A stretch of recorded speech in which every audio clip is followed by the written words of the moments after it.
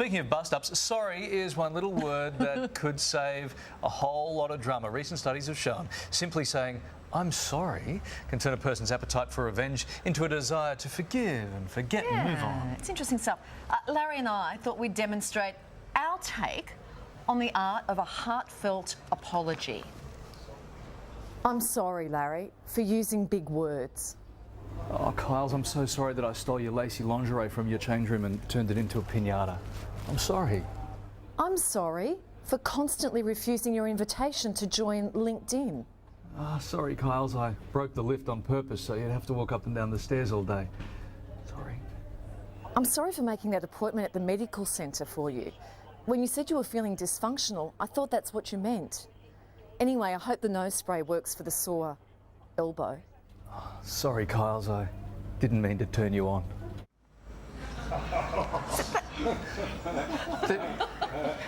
Actually, without seeing that I turned on a TV remote control, that probably didn't make much sense. I need a tissue, the nasal sprays. So how can we really master the art of saying sorry? There was a TV remote and I turned on the TV and I said sorry to turn you on. Yeah, well, it didn't need explanation because it wasn't happening any other way. Look, anyway, moving on. Psychologist and communications expert Clare Mann joins us now with a whole bunch on this stuff. Good morning to you, Claire. Lovely to see you again. Why can sorry be such a hard thing to say? Well, as the song says, sorry can often be the hardest word. Yep. I think people feel self-conscious. I think being in the presence of someone else who may actually say, well, sorry isn't enough, you should be sorry, what are you going to do about it? People feel vulnerable. They feel, as I say, self-conscious. They feel they're perhaps losing power.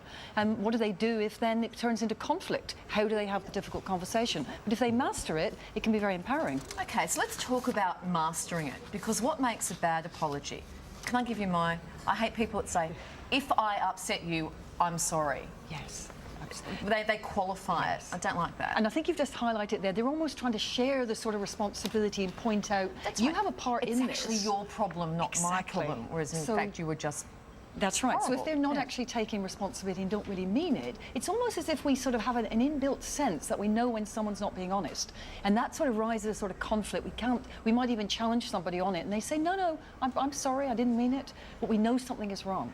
So it's taking responsibility for your part in what you've actually created and then communicating that. Yeah, you should definitely do that. Katie Price recently took to Twitter to patch things up with fellow model Kelly Brook after making insensitive comments about her weight. But is an apologetic tweet ever good enough?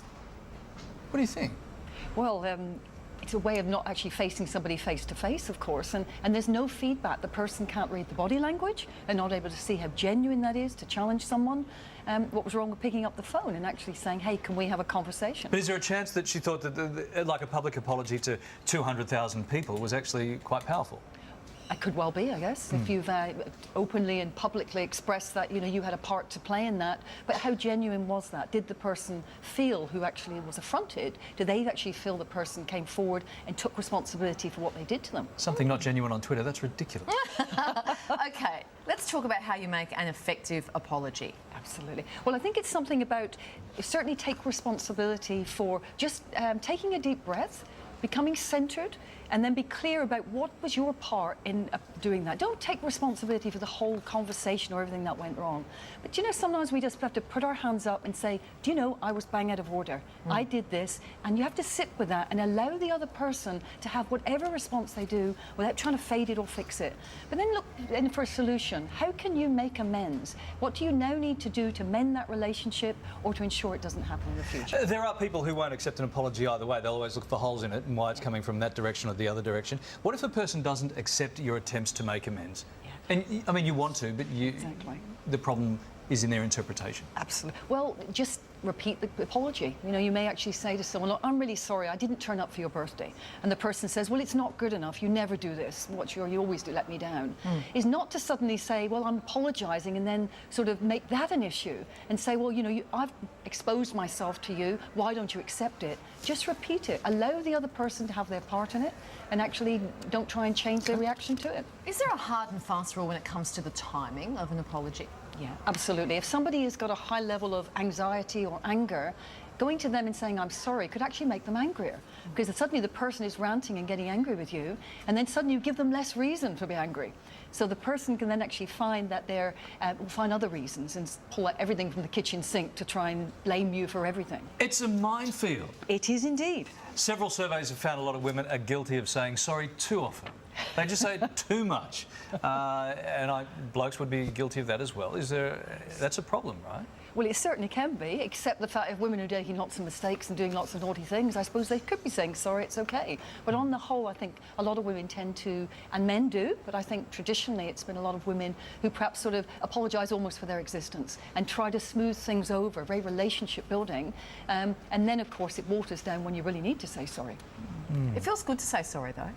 It can be very empowering, I Carly. think You're absolutely right. If I've blown up at my husband for no reason at all, except I'm really tired, I can go and go, you know what, I'm really sorry. That's right. It was just me being tired. It actually feels good. Yeah, it's good for the do soul that. almost. It is. And it actually brings you down to a level of centeredness. Yeah, and people realise it's enormous benefit in just also being in the presence of someone else, looking them in the eye. It builds a relationship, it builds intimacy. Yeah. If that makes someone feel good domestically, then should they then apply that theory to the workspace? Hypothetically. So Kylie saying, I'm sorry to her husband, makes you feel good. Maybe you should try a little bit of that stuff with me every now and again, if it makes you feel so good. It's not always about Larry, you can't even say it, can you? You can't even say sorry. And they were doing couples counselling. Wonderful, on it. Yeah. Hey, thanks for that. Thanks, Claire.